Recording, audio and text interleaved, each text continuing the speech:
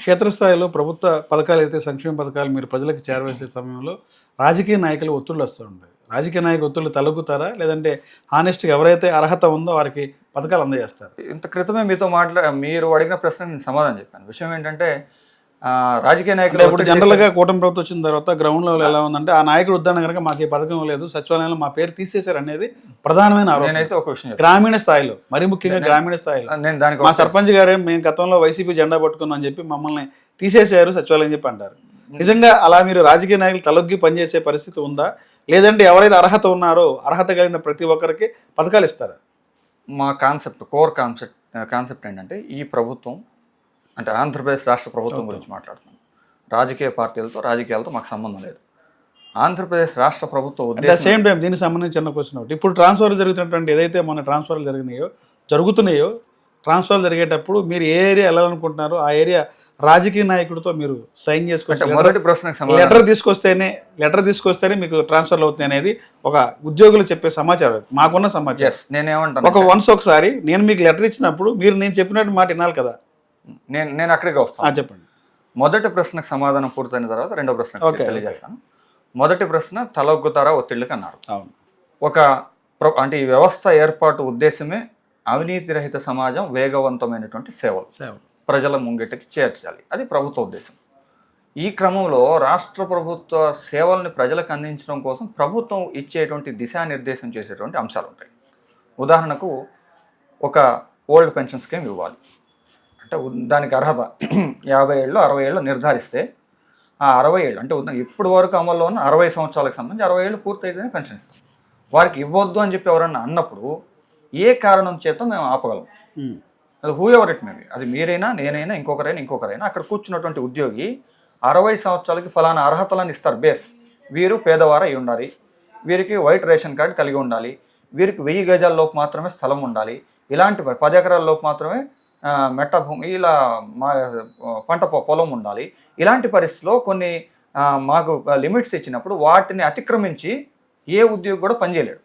ఇంతకు ముందులాగా ఏదో చెప్పారు జరిగిపోయింది అంటే అది ఎక్కడైనా జరిగిద్దేమో కానీ గ్రామ వార్డు సచివాలయ ఉద్యోగుల ద్వారా జరగదు. కారణం ఏంటంటే గ్రామ వార్డు సచివాలయ ఉద్యోగులు అప్లికేషన్ నెక్స్ట్ లెవెల్కి ఫార్వర్డ్ చేయడం, అది స్వీకరించడం, దాన్ని అక్కడితో ప్రాసెస్ ఎంతవరకు చేయగలమో అంతవరకు చేస్తాం. తదుపరి జరిగే వ్యవహారాలతో మాకు సంబంధం లేదు. కానీ గ్రామ వార్డు సచివాలయ ఉద్యోగులు ఎటువంటి రాజకీయ ఒత్తిళ్లకు కానీ వ్యవహారాలకు కానీ ఎప్పుడు తల వంచబోరని చెప్పి ప్రభుత్వం కోరుకున్న అంశాలను ప్రభుత్వం క్షేత్రస్థాయిలో ప్రజలకు అందించాలనుకున్న ప్రతి సేవను కూడా అందించి తీరుతాం. అందులో ఎటువంటి రాజకీయాలకి తావులేదు. మీ ఉద్యోగుల సమస్యలకు సంబంధించి మీరు అడిగిన పొలిటికల్ సంబంధించి మా నుండి ప్రజలకు ఒక క్లారిటీ రావాలా? మీరు ఏదైతే నాకు ఆ ప్రశ్న అడగడం జరిగిందో బదిలీల విషయంలో పారదర్శకత లోపించిందనే అంశం అయితే చాలా స్పష్టంగా తెలియజేస్తా ఉన్నాను. మీ ద్వారా మా ఉద్యోగులకి రాష్ట్ర వ్యాప్తంగా ఉన్న ప్రజలకు కూడా ఈ విషయం తెలియజేయాలి. కారణం ఏమిటంటే బదిలీలకు సంబంధించి లోపించిన పారదర్శకతకు ఉద్యోగులు కూడా కారణం అని చెప్తాను నేను. ఎందుకంటే దానికి బాధ్యత వహించవలసినటువంటి పరిస్థితి ఉంది. ఒకటో ర్యాంకులో ఉన్నటువంటి ఉద్యోగి అంటే సీనియారిటీ క్యాడర్ అలా తీసుకున్నారు కాబట్టి ఒకటో ర్యాంకులో ఉన్నటువంటి ఉద్యోగి కూడా సరే నాకు వస్తుంది కదా, నేను ఎందుకు వెళ్ళాలి, ఎక్కడికో వెళ్ళి ఎందుకు తీసుకోవాలని చెప్పి వారు బయట ఎక్కడ కూడా రికమెండేషన్ లెటర్కి వెళ్లకుండా ఉన్న పరిస్థితుల్లో అతని ప్లేస్ ఆ పక్కకు వెళ్లాల్సింది దగ్గరలో రావాల్సిన ప్లేస్ని కోల్పోయాడు. రెండో అంశం ఏదైతే బదిలీలకు సంబంధించి జీవో ఇచ్చారో అది లోపభూయిష్టమైనటువంటి జీవో ఇచ్చారు. కౌన్సిలింగ్ నిర్వహించమని కానీ ఇంకోటి కానీ దాంట్లో మెన్షన్ చేయలేదు. ఈ విషయం మీద మా ప్రస్తుత సెక్రటరీ సార్ ఎవరైతే ఉన్నారో ఆ సార్ దృష్టికి కాటమనేని భాస్కర్ గారి దృష్టికి తీసుకుని వెళ్ళిన క్రమంలో వారు ఒకటే మాట చెప్పారు, మీరు ఏ రకంగా ఉపాధ్యాయుల పరంగా మేము కోరుకుంటున్నాం సార్, ఆ రకంగా మాకు ఎటువంటి రికమెండేషన్స్ రాబోయే రోజుల్లో లేకుండా మాకు జీవో కావాలంటే తప్పనిసరిగా ఆ వైపుగా చేస్తానని చెప్పారు. ఇప్పుడు మీరు ఏదైతే చెప్తున్నారో ప్రస్తుతం మేము ఆ రోజు అడిగినటువంటి జరిగిన చర్చల్లో భాగంగా జిల్లాకు సంబంధించి స్పౌజ్ కోటాలో అంతర్జిల్లా బదిలీలు జరుగుతున్నాయి. వాటిలో భార్యాభర్తలు ప్రభుత్వ ఉద్యోగులు అయితే రాష్ట్రపురంలో ఒక జిల్లా నుంచి ఇంకొక జిల్లాలోకి ట్రాన్స్ఫర్ కావడానికి అవకాశం ఉంది. ఈ బదిలీలు ప్రస్తుతం అమల్లో ఉన్నాయి. అవి కొంతవరకు మాత్రమే ఉంటాయి, అది మేజర్ ఇంపాక్ట్ అనేది ఉండదు. బట్ ఎక్కడ కూడా అవకతవకలు కానీ ఇంకోటి కానీ ప్రస్తుతం తావులేదని చెప్పి 99% పారదర్శకంగా ఇప్పుడు బదిలీలు జరుగుతున్నాయని చెప్పి మీ ద్వారా తెలియజేస్తున్నాను. గత గవర్నమెంట్ లాస్ట్లో ఎన్నికల ముందు నారా లోకేష్ గారు సాక్షాత్తు నారా లోకేష్ గారు చెప్పి చంద్రబాబు గారు చెప్పారు, ఉద్యోగులకి ఈ యాప్లతో చాలా ఇబ్బందికరంగా ఉంది. మేము అధికారంకి వస్తే, ఫర్ ఎగ్జాంపుల్ ఉపాధ్యాయుల గురించి, మేము అధికారంకి వస్తే ఈ యాప్లు కానీ తీసేస్తా ఉన్నారు. అట్ ద సేమ్ టైం సచివాలయ ఉద్యోగులకు ఈ రోజున యాప్లతో సర్వేలతో చాలా ఇబ్బంది పడే పరిస్థితి. ఈ విషయాన్ని ఎప్పుడన్నా మీరు ఒక యూనియన్ అధ్యక్షుడిగా ప్రభుత్వం దృష్టికి తీసుకెళ్లారా? ప్రభుత్వం ఏమో ఇప్పటికే ఓటీపీలు ఎవరికి చెప్పొద్దని చెప్పి మెసేజ్లు పెడుతుంది. కేంద్ర రాష్ట్ర ప్రభుత్వాలు సైబర్ నేరగాళ్ళు ఎక్కువని చెప్తుంది. ఇప్పుడు మీరు సచివాలయ ఉద్యోగులు సర్వేల పేరుతో డోర్ డోర్ తిరిగేటప్పుడు మీకు ఎలా చెప్తారు? అదే సార్, దీనికి సంబంధించి మహిళలు కూడా చాలా ఇబ్బంది పడుతున్నారు గ్రౌండ్ లెవెల్లో. ఒక ఉద్యోగ సంఘ అధ్యక్షుడిగా మీరు ఎలా చెప్తారు? దీని మీద ప్రభుత్వం ఎలా ఫైట్ చేస్తారు? రాష్ట్ర ప్రభుత్వంతో సెప్టెంబర్ మాసంలో మేము పూర్తిగా ఈ గ్రామ వార్డు సచివాలయ ఉద్యోగులందరూ కూడా యునైటెడ్గా, అంటే డిపార్ట్మెంట్ వారీగా కొన్ని అంటే డిజిగ్నేషన్ వారీగా కొంత గ్రూప్స్గా ఉన్నాం. అవి తర్వాత అన్ని డిపార్ట్మెంట్స్ కలిపి, అంటే ఐఎమ్ రిప్రజెంటింగ్ యాజ్ ఏ గ్రామ వార్డు సచివాలయ ఎంప్లాయీస్ ఫెడరేషన్ స్టేట్ ప్రెసిడెంట్. ఈ క్రమంలో అంటే అన్ని విభాగాలకు సంబంధించిన వాటి మీద మేము పనిచేస్తూ ఉన్నాం. దాంట్లో అందరం కూడా కలిసి ఒక ఉమ్మడి వేదిక మీద ఒక ప్రయత్నం కొనసాగించాం. అందులో భాగంగా రాష్ట్ర ప్రభుత్వం చర్చలకు ఆహ్వానించింది. ఆ చర్చల్లో మేము పాల్గొన్న క్రమంలో మా సచివాలయాల శాఖ అధికారులు మంత్రి గారి దృష్టికి తీసుకెళ్ళాం. పదే సర్వేల నిమిత్తం ఇంటికి వెళ్తూ ఉంటే ఆ క్రమంలో ప్రజల నుంచి తీవ్ర వ్యతిరేకత వస్తుంది. ఇదైతే వాస్తవం. మీరు ఏదైతే మాట్లాడుతున్నారో, మీరు ప్రజల నుంచి, సమాజం నుంచి తీసుకున్నటువంటి ప్రశ్నని మీరు నాకు సంధించడం జరిగింది. ఆ ప్రశ్నకు నా సమాధానం ఏంటంటే, ఇదైతే వాస్తవం. గ్రామ వార్డు సచివాలయ ఉద్యోగులు పదే అంటే ఉదాహరణకు మీ ఇంటికి నేను పదే వచ్చి ఓటీపీ ఇవ్వమంటే, మా ఇంటికి వచ్చిన సందర్భం కూడా ఉంది. మార్నింగ్ 6-7 గంటలకు డోర్ కొడతారు, ఓటీపీ నెంబర్ చెప్పమంటారు. ఆ క్రమంలో ఇబ్బందిగా ఫీల్ అవుతున్నటువంటిది మాకంటే కూడా ప్రజలు ఇబ్బందికి గురవుతున్నారు, అసౌకర్యానికి గురవుతున్నారు. ఆ అసౌకర్యానికి గురైనటువంటి సందర్భాలలో మా మనోభావాలు దెబ్బతింటా ఉన్నాయి.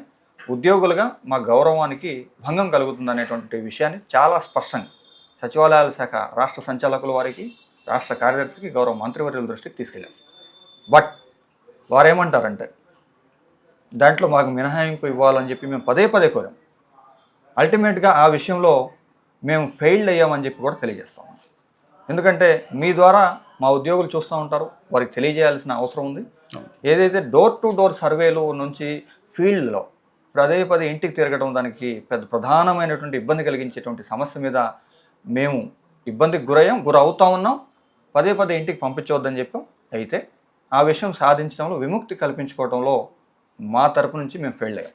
అయితే మేము ప్రభుత్వం దృష్టికి తీసుకెళ్ళిన తర్వాత మా రాష్ట్ర కార్యదర్శి వారు తెలియజేసిన అంశం, వారు ఏమన్నారంటే, రాబోయే రోజుల్లో ఇన్ని రకాల సర్వేలు ఇన్నిసార్లు ఇంటికి వెళ్లాల్సిన అవసరం ఉండదు.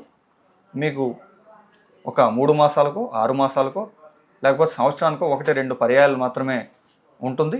ఈ రకంగా ప్రజల నుంచి క్షేత్రస్థాయిలో మీరు పనిచేస్తూ ఉన్నారు కాబట్టి మీరు మాత్రమే డేటా సేకరించవలసినటువంటి బాధ్యత మీకే ఉంటుంది. ఆ సేకరించిన క్రమంలో ప్రజలకు అవసరార్థం మాత్రమే ఆ డేటాను సేకరిస్తున్నాం తప్ప మరొకటి కాదని చెప్పి వారు చెప్పారు. మాకు చెప్పిన క్రమంలో మీరు షై ఫీల్ అవ్వటం కానీ, ఆత్మన్యూనత భావానికి గురవ కావటం కానీ చేయవద్దని, ఒక ఉద్యోగిగా మీ కర్తవ్యాన్ని నిర్వర్తించడంలో ఇబ్బందుల్ని అధిగమించే విధంగా ప్రవర్తించాలని ప్రయత్నం చేయాలని, అలాగే వారి జీవితంలో వారు ఏదైతే ఒక సంఘటనకు సంబంధించి ఒక చోటకు వెళ్ళి ఒక కార్యాలయానికి ఒక రాష్ట్ర స్థాయి కార్యదర్శిగా ఉండి రాష్ట్ర అవసరం కోసం, రాష్ట్రానికి సంబంధించిన ఒక పరిశ్రమను సేకరించడం కోసం పడినటువంటి ఇబ్బందిని కూడా వివరిస్తూ, ఉదాహరిస్తూ మా అందరికి కూడా తెలియజేయడం జరిగింది. ఈ క్రమంలో మేమేం కోరామంటే, ఉద్యోగులుగా మా బాధ్యతని మేము తప్పనిసరిగా నిర్వర్తిస్తాం. మా హక్కులకు సంబంధించి న్యాయమైన మా కోరికలు ఏవైతే ఉన్నాయో ఆ సమస్యల పరిష్కారం చేయాలని చెప్పి వారిని కోరాం. తదుపరి వెంటనే ఏం చేశారంటే, మేము కోరుతున్నటువంటి నోస్టల్ ఇంక్రిమెంట్లో, మేము కోరుతున్నటువంటి ఆటోమేటిక్ అడ్వాన్స్డ్ స్కీము, మేము కోరుతున్నటువంటి పదోన్నతిలో ఇవ్వాల్సిన దాని మీద పెట్టేదాన్ని దృష్టి కంటే కూడా అత్యంత వేగంగా వెంటనే మీరు ఎవరైనా సరే డోర్ టు డోర్ సర్వేకి వెళ్ళకపోతే మీ మీద చర్యలు తీసుకోవచ్చు అనే విధంగా ఒక జీవోని ఆల్రెడీ ఇప్పటికీ కొంతమంది మెమోలు ఇస్తూ ఉన్నారు. అంటే ఆ జీవోని విడుదల చేస్తుంది, అంటే ప్రభుత్వం కంపల్సరీ చేసేసింది. అంటే ఈ విషయంగా కొన్ని ఇబ్బందులు పడుతూ ఉన్నాం. అయితే ఇతర ప్రభుత్వోద్యోగులతో మమ్మల్ని కంపేర్ చేసిన ప్రతిసారి కూడా వివక్షకైతే ఈ సచివాలయ వ్యవస్థలో ఉన్నటువంటి ఉద్యోగులు గురవుతున్నారు. దానికి రాజకీయాల్లో ఇంకోటో కారణం కాదు, ఈ వ్యవస్థలో పనిచేసినటువంటి కొంత దుర్మార్గపు ఆలోచన కలిగినటువంటి ప్రభుత్వ ఉద్యోగులు, మాకంటే సీనియర్లు ఎవరైతే కొంతమంది ఉంటారో వాళ్ళ వల్ల కూడా జరుగుతుందనేటువంటి విషయాన్ని మీ ద్వారా ప్రజలకు తెలియజేస్తున్నాను.